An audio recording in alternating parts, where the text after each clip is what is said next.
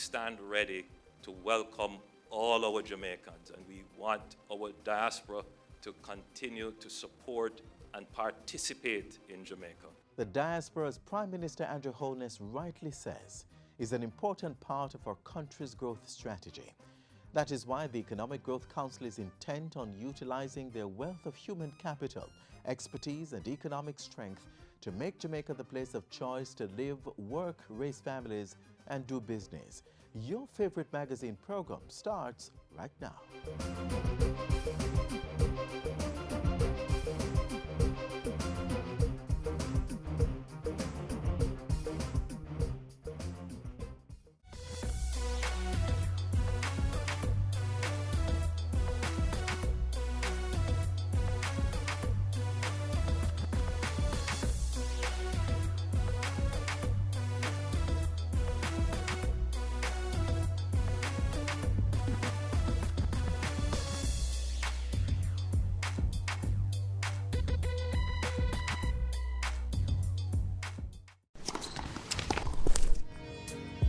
But dear man, this is a nice place you have here, man.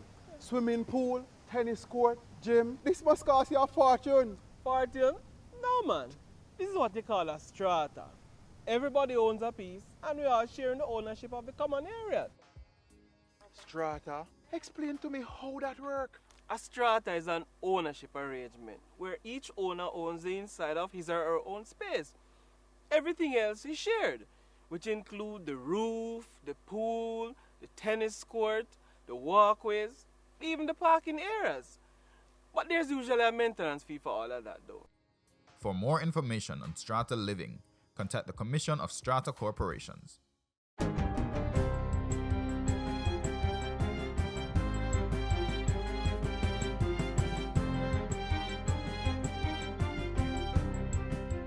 Good day, I'm Carrie-Ann Smith, and this is your JIS News for Monday, February 12. Jamaica and the Guangzhou provincial government in China have signed a framework agreement for the development of a $6 billion industrial park and special economic zone at Nain in St. Elizabeth. The agreement was signed on Thursday at Jamaica House and followed a courtesy call with Prime Minister Andrew Holness. To expedite the implementation, Mr. Holness has appointed Minister without Portfolio in the Ministry of Economic Growth and Job Creation, Dr. Horace Chang, to oversee the project. The proposed industrial park and special economic zone will be in close proximity to the Gisco All-Power plant. It is intended to move Jamaica from exporting raw materials to developing value-added manufacturing and fabrication industries led by the bauxite mineral sector. The first phase of the project, to include the political, administrative and procedural preliminary activities, will begin immediately. Following which, the next phase will be announced when the Jamaican government sends participants to the premier construction conference scheduled for Guangzhou in September. Government is improving the health sector through increased public-private partnerships to assist in the delivery of quality, affordable services. Speaking at the opening of the Partners Interventional Center of Jamaica, PICJ Limited, on Friday, Health Minister Dr. Tufton says there is an increasing need for private services and entrepreneurial activity in healthcare. We are now in a process at the ministry of examining a number of models, public-private partnership models, because we believe that in the years to come, more of that will have to be, it has to be more the norm than the exception. PICJ is a privately owned medical unit dedicated to the diagnosis and the treatment of cardiovascular disease, located at Medical Associates Hospital in St. Andrew. The health minister lauded the PICJ team for its commitment to delivering vital services in the treatment of cardiovascular disease. The reality is that we have a void in cardiovascular care, and that void has to be filled. And the government is not going to be able to deal with the gaps that exist. The House of Representatives has passed amendments to the Trafficking in Persons Act to enable a judge to try trafficking offences without a jury. The amendments were made recently following reports from the Office of the Director of Public Prosecutions, DPP, that a number of irregularities were discovered with trials for trafficking in persons offences. Justice Minister Delroy Chuck piloted the Trafficking in Persons Prevention, Suppression and Punishment Amendment Act 2018 through the House. He said the office of the DPP has indicated that irregularities have been seen in the prosecution of complex cases involving criminal networks, gangs, and trafficking cases that expose jurors and witnesses to a high risk of intimidation and influence. In addition, a section of the bill was amended to empower a judge to order that restitution awarded may be enforced by the victim or by the prosecution on the victim's behalf, similar to a judgment in a civil matter. The amended act further makes provision to empower the minister to make regulations to better carry out the restitution orders. The House also amended the Child Care and Protection Act to allow for an increase in the penalty from 10 years to 20 years for the sale or trafficking of children. The Trafficking in Persons Act was enacted in 2007 to prescribe measures to prevent and combat trafficking in persons. The government has launched a $5.9 million incentive program aimed at increasing secondary school attendance by students benefiting under the Program of Advancement through Health and Education Path. Dubbed School Days Count, the two-year initiative will roll out between February and April 2018 in 34 institutions that have below 70% attendance levels. It will offer a range of cash and non-cash incentives to parents and schools to boost student turnout. Speaking at the launch last week in Port Maria, St. Mary, Minister of Labour and Social Security Shahini Robinson informed that $4 million will be spent during the first year of the program and another $1.9 million in the second year. 10 scholarships will be awarded, each valued at $250,000, payable over 3 years to grade 11 students continuing their education at the tertiary level in September 2018, based on school attendance and performance criteria. The Labour and Social Security Minister said the program should cause a dramatic shift in attitudes so that PATH beneficiaries and other students will be motivated to attend school 100% of the time. The initiative will also consist of a public education campaign. School attendance fairs to be conducted in 8 parishes and parent consultations which will be conducted island-wide. The campaign will also develop and distribute educational materials to assist students and parents to more readily recognize the correlation between regular school attendance and positive educational outcomes. The Incentives and Awareness Program comes against a recent quantitative survey showing that as much as 72% of non-compliant PATH students are often absent from school on Fridays, and up to 53% of non-compliant beneficiaries stop attending school prior to the end of the school term. Jamaicans at home and abroad are being urged to submit nominations for the Prime Minister's Jamaica 55 Commemorative Medal of Appreciation. The deadline for submissions is February 16. Speaking at Wednesday's JIS think tank session, Portfolio Minister Olivia Grange said recipients of a national honor or award are not eligible. The award is to be made for significant contribution to the economy, social, cultural, or political development of Jamaica, or to Jamaicans residing abroad who have made outstanding contributions to Jamaica or have flown the Jamaican flag high overseas that has helped to enhance Jamaica as a brand. Nomination forms, which are available at opm.gov.jm or jis.gov.jm, may be submitted to the Chancery of the Order of the Societies of Honor, Office of the Prime Minister, 1 Devon Road, Kingston 10. The awards ceremony, which will be hosted by the Prime Minister, will be held on March 29 at Jamaica House. The Commemorative Medal of Appreciation Awards is part of the year-long celebration of Jamaica's 55th anniversary of independence. The awards were first introduced on the occasion of the 21st anniversary of Jamaica's independence and are given every 5 years. And finally, the Transport Authority has begun accepting applications for all categories of public passenger vehicles and commercial carriers licenses. The new licensing period started today. The application period allows for the timely submission of road license applications ahead of the March 31 expiration date. Persons may contact the authority at 1-888-991-5687, customer care at 618-0959, or visit ta.org.jm for further information. And that's it for JIS News Today. I'm Carrie-Ann Smith. Thank you for watching.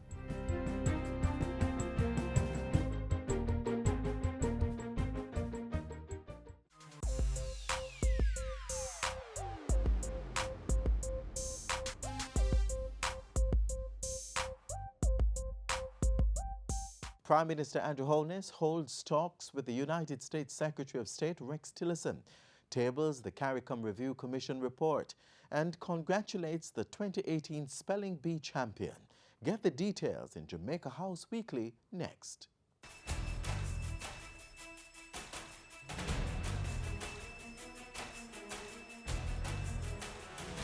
Secretary Tillerson and I have engaged in critical discussions on issues of mutual interest to Jamaica and the United States, as well as the region. Interest to Jamaica and the United States, as well as the region. And we intend to pursue further review, revitalization, renewal, and restoration of CARICOM to increase its relevance and effectiveness. You're watching Jamaica House Weekly. I'm Lorraine Mendez.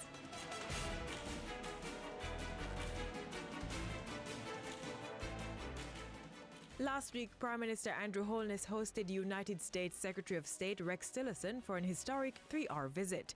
Jamaica was Tillerson's last stop on a week-long visit to Latin America and the Caribbean.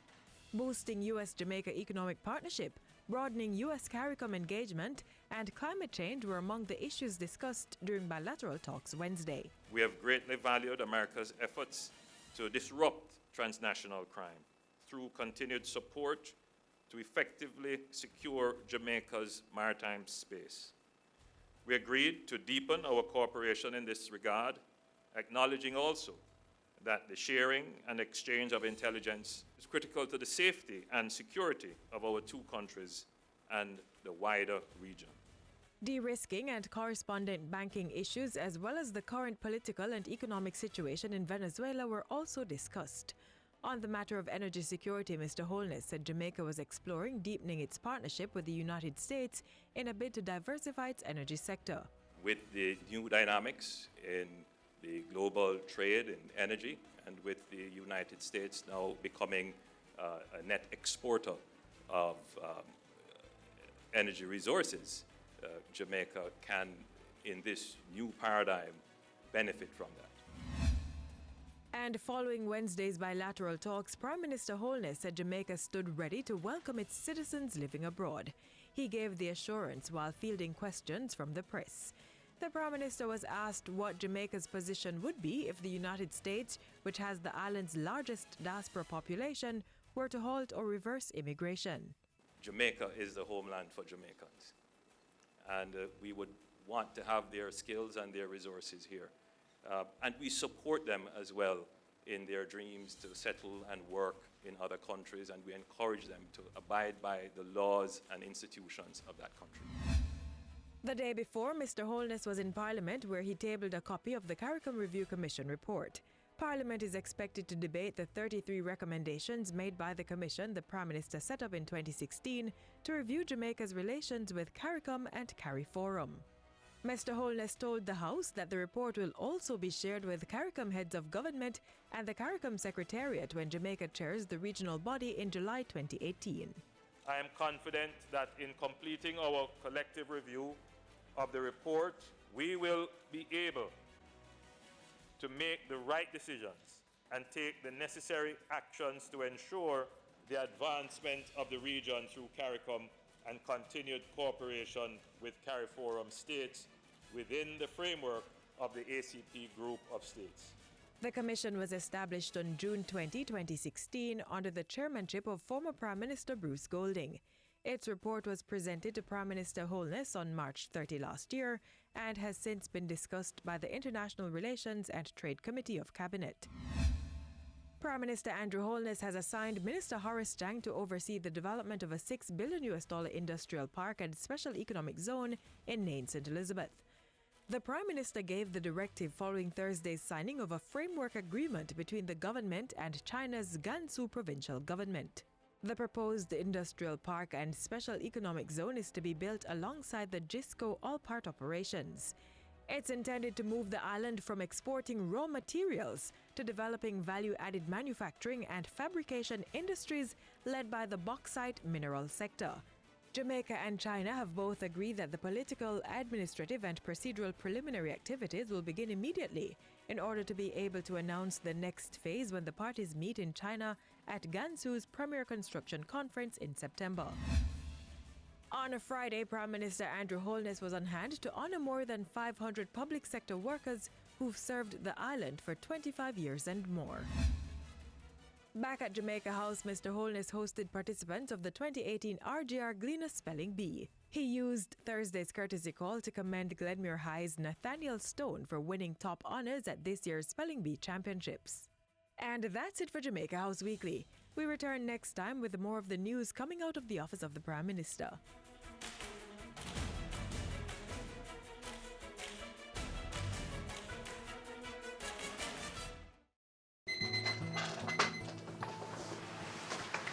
Oh God, I really wish I could retire right now.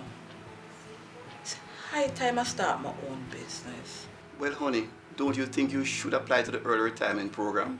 Look how long we are talking about that. You know, you're right. The SERP is for eligible government employees between 50 and 59 years old. Speak with your HR department or see the press for details. Deadline is February 16. Apply now.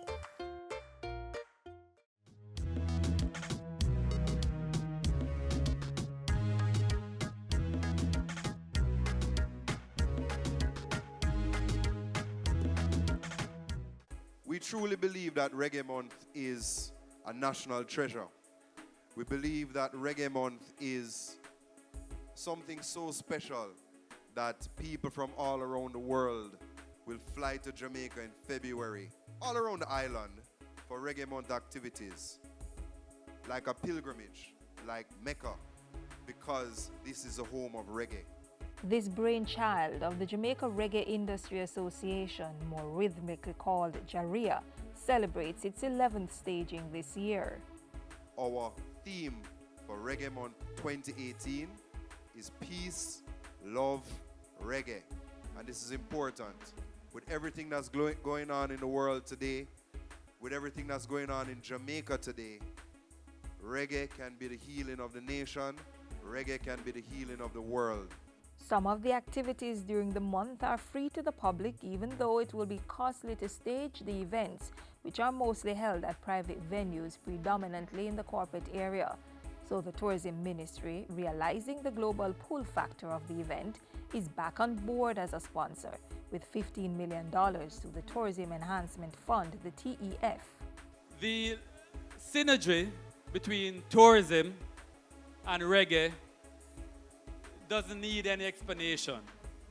As an international brand, reggae is louder than any beach, than any waterfall, than any river, than any mountain that we have here in Jamaica. So here it is that we have an industry that relies on telling people overseas about us.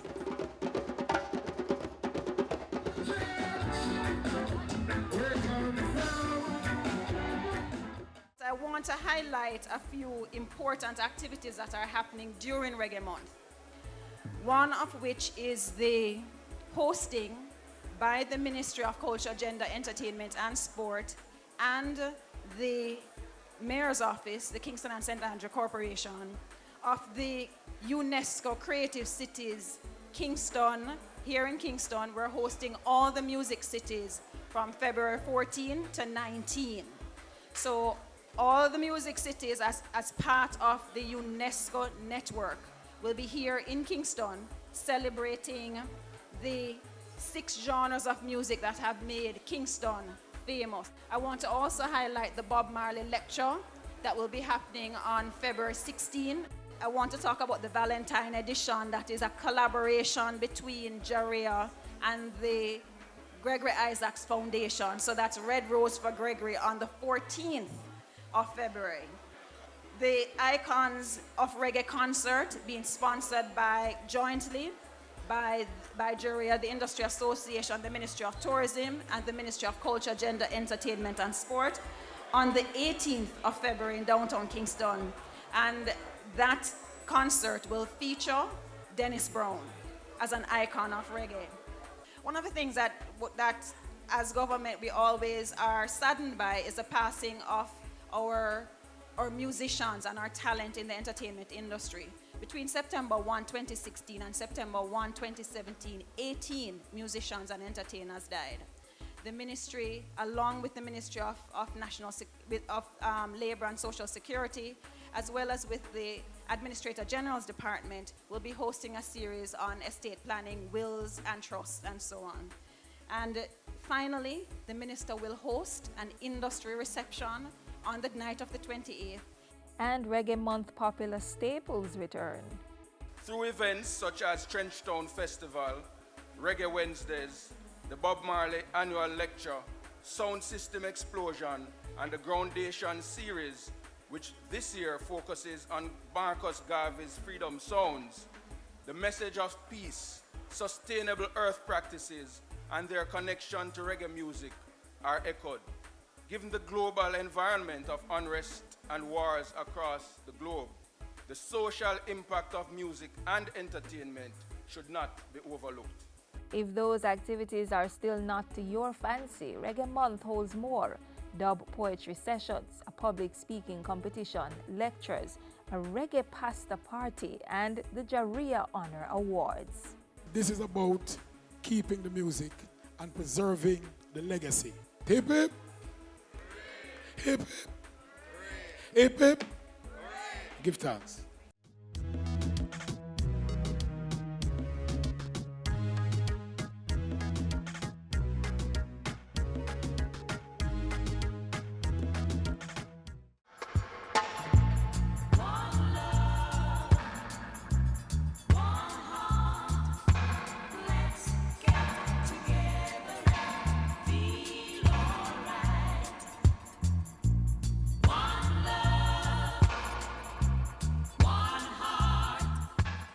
On March 5, residents of the St. Andrew Northwestern constituency and the Norman Gardens division will go to the polls to select their representative.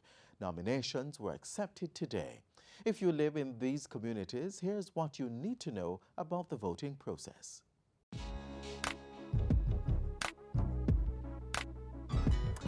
Who are you voting for this election? Well, that's your secret. But knowing how to make sure your vote counts on election day is no private matter. But first, you must know where to cast your vote and how to do it. Voting? Easy. But you must follow the correct steps to ensure a smooth electoral process and a valid vote. So guess what? Stay with us as we take you through the voting process.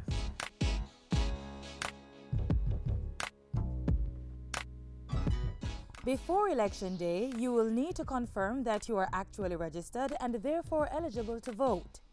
You will also need to find out your polling division and the location of your polling station. Remember, you can only vote in the polling station that is designated for you. You can do this in 3 ways: by checking the printout of the voters list at your constituency office or post office, visiting the Electoral Office of Jamaica's website at www.ecj.com.jm, or by calling the EOJ toll-free at 1-888-991-VOTE. That's 1-888-991-8683. After confirming your registration, it's time to get ready to vote. Have your voter identification card at hand. You will need it on Election Day. If you have not yet collected it, please do so at your constituency office.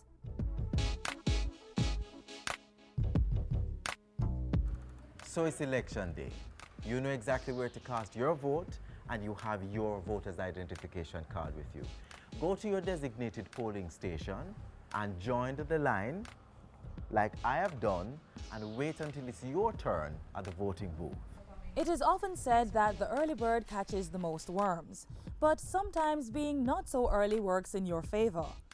Most Jamaicans vote during the first 2 hours of polling and the last hour before the polls close, resulting in long lines. So if you want to avoid the wait, it's a good idea to vote during the off-peak hours between 10 a.m. and 4 p.m.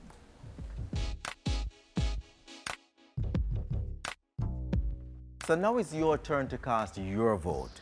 Wait for the presiding officer to acknowledge you. Next person, please. Good day, sir. Good day. May I please have your name and your voter's ID? Adrian Atkinson. Thank you very much. Forgot to bring your voter's ID card? You will still be allowed to vote once your name can be found on the voters list and your identity can be confirmed. However, the process to confirm you is quite lengthy, so to avoid delays, remember to bring your card on election day. Once your identity has been confirmed and your name has been found on the list, the presiding officer will then examine your fingers and hands for any traces of electoral ink using the integrity lamp.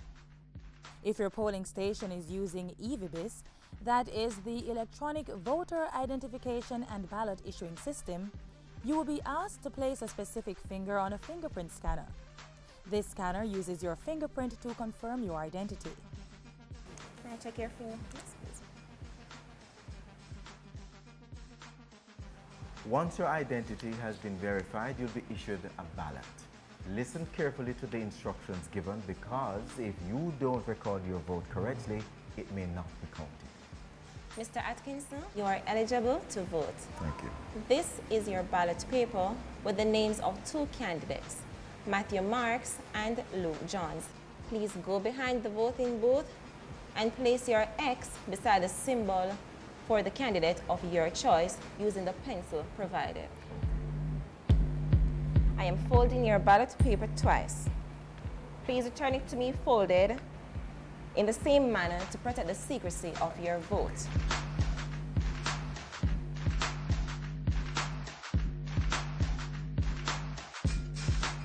Once you have been issued your ballot, it's time to vote. Go behind the voting booth and using the pencil provided, clearly mark an X in the space beside the symbol of the candidate of your choice. Refold the ballot twice as instructed by the presiding officer, leaving the flap out to protect the secrecy of your vote. Do not show your vote to anyone. Otherwise, your ballot will be declared spoiled and you will have to vote again.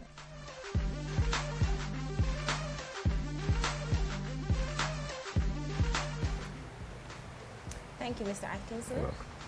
Check, serial number return. Mr. Atkinson, please dip your right index finger in the ink. This way.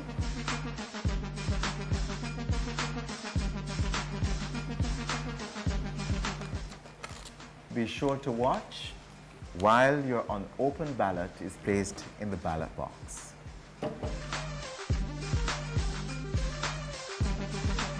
Once you have witnessed your ballot being placed into the ballot box, the voting process is complete. You should now leave the polling station in a peaceful manner. Next person, please. Congratulations, you've just voted. But here are a few more things to keep in mind on election day. You can only vote if your name is on the voters list. If you make a mistake, you may request another ballot from the presiding officer. Your original ballot will be spoilt and you will be issued a new one. The use of cellular telephones or image capturing devices is strictly prohibited inside the polling stations. You may not remove ballot papers from the polling station. Your ballot is secret. It should not be shown to anyone. For further information on the voting process, visit the ECJ's website at www.ecj.com.jm or call toll-free at 1-888-991-VOTE. That's 1-888-991-8683. Your vote is your voice. Make it count.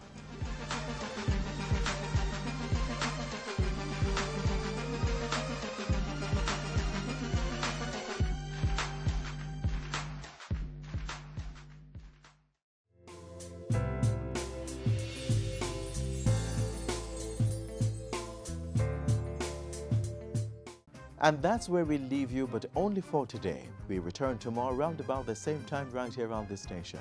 We're also available online 24/7, 365. Visit jrs.gov.jm or our social media sites on YouTube, Facebook, Instagram, and Twitter. On behalf of the entire news and production team here at the JIS, I'm Adrian Atkinson. Thanks for watching. This has been a production of the Jamaica Information Service, the voice of Jamaica.